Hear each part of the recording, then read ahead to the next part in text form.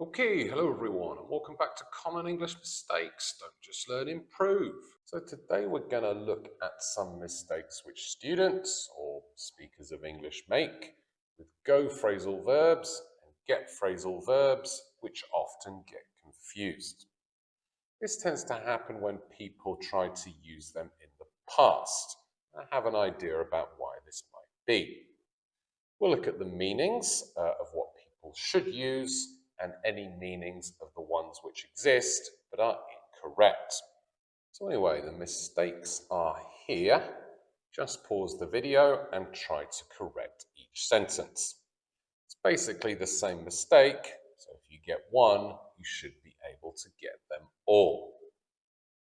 And well done for the first one if you said the price of petrol went up recently. Go up to increase, go down to decrease. Often I find students know this. They may just get a bit confused using it in the past because of how irregular the verb go is. Go, went, gone. So just be careful using this in the past. The price of something went up or went down. This is the mistake we're going to see a lot using a get phrasal verb when you need to use a go phrasal verb. In football, when you leave the pitch, you need to use the phrasal verb go off. The player was injured, so he went off the pitch. Could also use come off here, and if you're talking about the manager deciding to do it, use take someone off. He took off the injured player. The opposite, again, could be come or go on. And again, if you're talking about the manager, use the phrasal verb bring someone on. And then again, well done for the next one. If you said, I opened the door and went into the room. Go in or go into somewhere with an object is the phrasal verb you need to use to mean enter. The phrasal verb get in or get into does exist, however. You're just going to use this when there is some difficulty or some sort of struggle involved. For example, after 2 hours of waiting, we managed to get into the famous club. It's not easy, so use the phrasal verb get in, get into. The same is true for the opposite, get out or get out of somewhere if there's an object, when there's some difficulty involved. If you do an escape room, you might talk about getting out of the escape room. However, when you just want to talk about leaving normally, just use the verb leave, not a phrasal verb, which often sounds very strange. I opened the door and left the room. I cover this in more detail in another video. It will be available at the end of this one. And then for the next one, you need to say, we went back to the town we visited last year. Go back, get back, and come back all exist and mean more or less the same thing. To return, but are used in slightly different situations. Go back, I would generally use to talk about a different place. So again, maybe a holiday destination you visited in the past. Get back means to return to the original place. So for example, I'm going to New York next week. I'll get back next Saturday. Or often to talk about people's homes. You might ask your partner, what time are you getting back tonight? And come back, again, means to return to the place the speaker is at. So, for example, that person in New York, you might ask them, when are you coming back? Again, I covered this in more detail with the verbs bring, take, go, come. I'll provide the link at the end of this one. Check that video out as well. And then for the next one, he's going through a difficult time at the moment.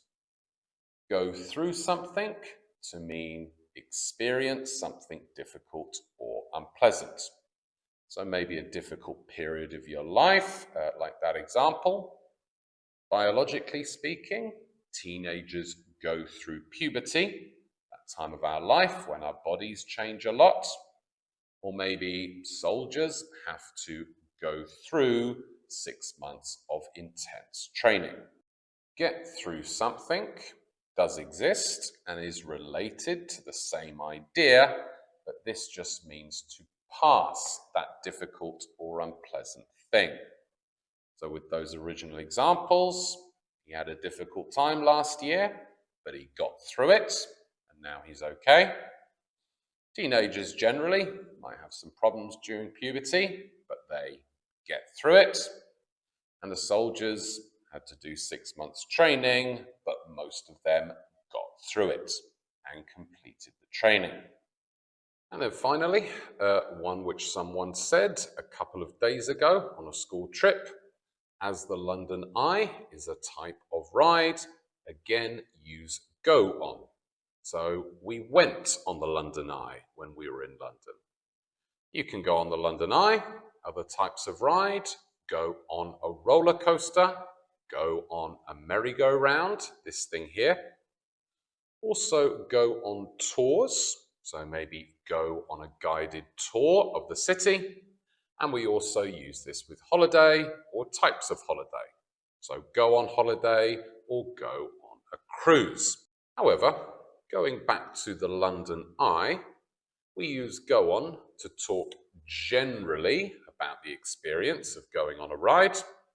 However, when it comes to actually entering the capsules, I did say to my students, be careful when you get on. Kind of like a bus or a train, so this is the same phrasal verb that we would use. Anyway, explanation over. Phrasal verbs, always really useful to use, will make you sound much more natural. So I do recommend studying these, testing yourself, making sure you know them really, really well. We'll do a bit of practice in a moment, but first, my subscriber count has been going up slowly, so any help you can offer would be much appreciated. Do make sure to like and subscribe and share the video with anyone else you know learning English who might also find it useful. But anyway, when you're ready, let's practice and improve. Just pause the video and complete these questions with mostly go phrasal verbs from today's lesson, although there is one get. And remember that you might have to change the form of the verb. ing, past, past participle, etc. And well done if you said, where would you like to go back to on holiday? Where would you like to return to? Do you take off your shoes when you go into someone's home, enter their home?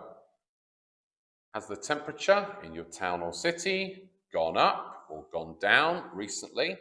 Past participle with the present perfect. Then, other than being injured, like we discussed, why might you go off the pitch when you're playing football, for example? What rides, like roller coasters, have you been on?